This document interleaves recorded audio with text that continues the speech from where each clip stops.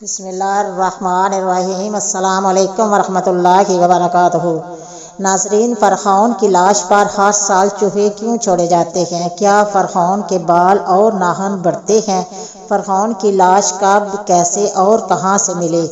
فرعون کا پاسپورٹ کب اور کیوں بنایا گیا؟ کیا رب العزت نے قرآن مجید میں ارشاد فرمایا کہ اس کی لاش قیامت تک رکھی جائے گی؟ اس حوالے سے عیسائیوں اور یہودیوں کا کیا عقیدہ ہے اور مسلمانوں کا کیا عقیدہ ہے؟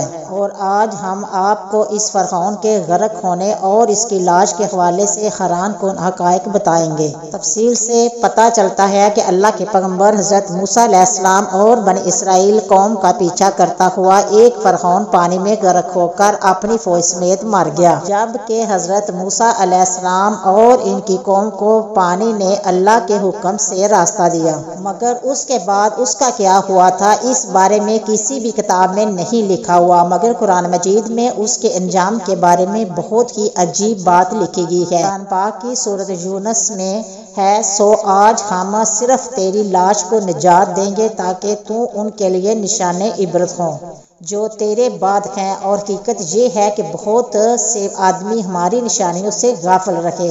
ناظرین، یہ واقعہ آج سے 3500 سال پہلے پیش آیا تھا۔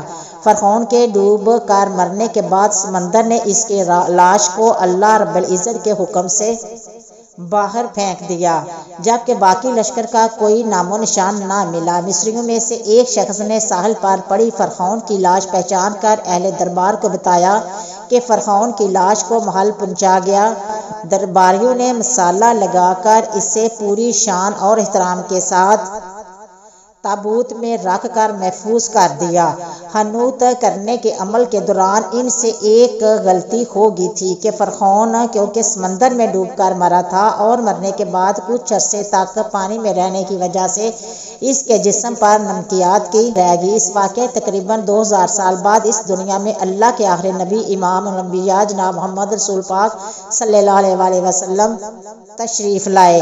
ان پر نازل ہونے والی آخری کتاب قرآن مجید میں فرعونیوں کے قصے بڑی تفصیل کے ساتھ بیان کیے گئے تھے، اور اسی سلسلے میں اس فرعون کا جسم محفوظ کرنے کی بابت آیت نمبر بھی نازل ہوئی تھی۔ فرعون کا جسم محفوظ کرنے کی بابت آیت بھی نازل ہوئی تھی، جس کی سچائی پر سب اہل ایمان کا یقین تو تھا، مگر وہ سمجھنے سے قاصر تھے کہ اسے خدائی کا دعویٰ کرنے والے کی لاش کہاں محفوظ کی گئی، کیسے اسے عبرت کا نشان بنایا گیا۔ تو فرعون والی ممی پر جمی نمکیات کی تہ سے تصدیق ہوگی کہ یہ وہی فرعون ہے جیسے اللہ تبارک و تعالیٰ نے پانی میں غرق کر کے بدترین انجام سے ہمکنار کیا تھا۔ یہ بہت بڑا واقعہ تھا۔ اس کی تصدیق کے لیے دنیا بھر کے ماہرین آثار قدیمہ اور سائنسدان مصر کی طرف جانے لگے۔ مختلف سائنسی ٹیسٹ کرنے کے بعد دنیا بھر کے سائنسدانوں نے تصدیق کر دی کہ دوسری سب لاشوں کی نسبت صرف فرعون کی لاش پر ہی سمندری نمکیات کی تہ جمی ہوئی تھی۔ اس تصدیق کے بعد اس فرعون کی لاش قرار دے کر عجائب گھر میں محفوظ کر دیا گیا تھا۔ سن 1882 میں فرعون کی ممی خراب ہونے لگی تو اس وقت کی مصری حکومت نے فرانس کی حکومت کو درخواست دی کہ فرعون کی ممی کو خراب ہونے سے بچایا جائے۔ اس لیے فرانس لے جانے کے لیے فرعون کی ممی یعنی کہ فرعون کی لاش کا پاسپورٹ بنایا گیا، کیونکہ فرانس کے اندر داخلے کے لیے اس وقت لاش کا بھی پاسپورٹ بنوانا ضروری تھا۔ کہا جاتا ہے کہ جب فرعون کی لاش کو فرانس پہنچایا گیا تو ایئرپورٹ پر اس دور کے فرانسی صدر بذات خود حکومت کے اعلیٰ عہدیداروں اور تمام وزراء اور فوج کے افسران کے ساتھ استقبال کے لیے موجود تھے۔ فرعون کی لاش کا استقبال کسی عظیم زندہ بادشاہ کی طرح کیا گیا۔ فوجی دستوں نے سلامی دی۔ فرعون کی ممی کو ماہر ڈاکٹروں کی ٹیم کے حوالے کیا گیا۔ اس ٹیم کی سربراہی ڈاکٹر مورس نے کی۔ مائکروسکوپ ٹیسٹوں کے ذریعے ممی کے تمام اعضاء کا باریک بینی سے جائزہ لیا گیا تو معلوم ہوا کہ اس کی لاش اور جسم میں سمندری ذرات ابھی تک موجود ہیں۔ اس کا گوشت ہر روز تازہ ہوتا ہے اور بڑھتا ہے، اور موت کی وجہ بھی پانی میں ڈوبنے کی وجہ سے ہوئی تھی۔ ایک بادشاہ کی موت پانی میں ڈوبنے کی وجہ سے ہو یا یہ ڈاکٹر مورس کے حیران کن بات کی تھی۔ اس نے اس ممی کے بارے میں مزید جاننے کی کوشش کی تو اسے معلوم ہوا کہ اس بادشاہ کی موت کے حالات مسلمانوں کے نبی انبیاء جناب محمد مصطفیٰ صلی اللہ علیہ وسلم پر اترنے والی کتاب قرآن مجید فرقان حمید میں بھی تفصیل سے درج ہے۔ اسے علم تھا کہ جہاں سے یہ لاش ملی ہے وہ ایک اسلامی ملک ہے۔ تجسس کے ہاتھوں میں مجبور ہو کر وہ مصر پہنچا۔ وہ ایک سائنسدان تھا، اس نے اس معاملے میں مصر کے ایک سائنسدان سے ملاقات کی۔ اس سائنسدان نے قرآن پاک کھول کر اسے سورہ یونس کی آیت سنائی۔ فرعون کا خدائی دعویٰ پانی میں ڈوب کر مرنا اور پھر پانی سے نکال کر اس کی لاش کو حنوط ہو جانا اور پھر دوبارہ لاش کا ملنا اور پھر اس کی لاش کو تو جدید سائنسی دور میں دوبارہ محفوظ کیا جانا، سب کا اشارہ ایک ہی جانب تھا اور بہت واضح تھا۔ یہ رب العزت کی شان، مقام اور مرتبہ ہے کہ اس نے فرعون جس نے خدائی کا دعویٰ کیا اور اس پر پروردگار عالم کے مقابلے میں آیا اور اس کی لاش کو قیامت تک نشان عبرت بنا دیا۔ فرعون وہ واحد شخص ہے جس کی لاش پر گوشت تر و تازہ لگتا ہے، خیر لگتا ہے ابھی کسی نے اس کو سلایا ہو۔ اس کے بال اور ناخن بڑھتے ہیں بلکہ اس کے ناش پر گوشت بڑھتا ہے اور بڑھتا رہتا ہے۔ ہر سال 15 مارچ کو اسے میوزیم میں چوہے رکھے ہوئے ہیں جو اس کے اوپر چھوڑے جاتے ہیں اور اس کا بڑا ہوا گوشت کھا جاتے ہیں اور پھر اس کی ڈریسنگ کی جاتی ہے اور اس کو دوبارہ شیشے میں رکھا جاتا ہے۔ فرعون کی لاش کے بال بالکل صحیح، آنکھیں، ہر چیز بالکل صحیح سلامت۔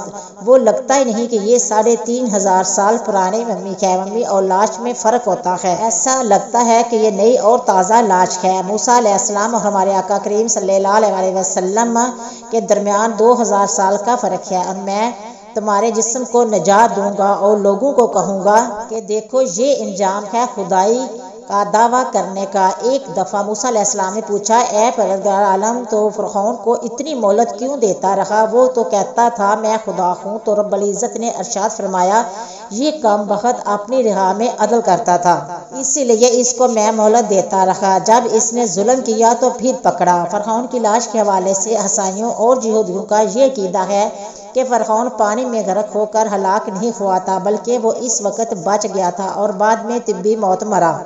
قرآن مجید فرقان حمید کی آیت بنیاد کے مطابق مسلمانوں کا یہ عقیدہ ہے کہ فرعون کو اللہ رب العزت نے پانی میں غرق کر دیا تھا اور قیامت تک اس کی لاش کو نشان عبرت بنا دیا۔ فرعون کی ممی نہیں بلکہ لاش ہے۔ فرعون کی لاش ایسے محفوظ کر کے دنیا کے سامنے لا کر رکھ دی گئی ہے کہ انٹرنیٹ کی یہ کلک پر، رسائل و جریدے پر، ٹی وی چینل پر اور عجائب گھر میں اربوں انسانوں کی آنکھوں کے سامنے موجود ہے، عبرت کے لیے، سوچنے کے لیے کہ عبادت کے لائق ہمیشہ رہنے والا وہی ہے جو سب کا خالق ہے اور رازق ہے۔ ڈاکٹر مورس نے آیت کا ترجمہ سنا تو اسی وقت پکار اٹھا، اللہ سچا ہے، قرآن سچا ہے اور اللہ کا نبی امام الانبیاء حضور محمد مصطفیٰ صلی اللہ علیہ وسلم سچے ہیں۔ کلمہ پڑھا اور مسلمان ہو گیا۔ امید کرتی ہوں کہ آپ کو میری یہ ویڈیو پسند آئی ہوگی۔ پسند آئی ہے تو شیئر کرنا، سبسکرائب کرنا، اچھے کمنٹ کرنا، دعا میں یاد رکھنا۔ ہم انشاءاللہ ملیں گے نیکسٹ ویڈیو میں، تب تک اوکے، اللہ حافظ۔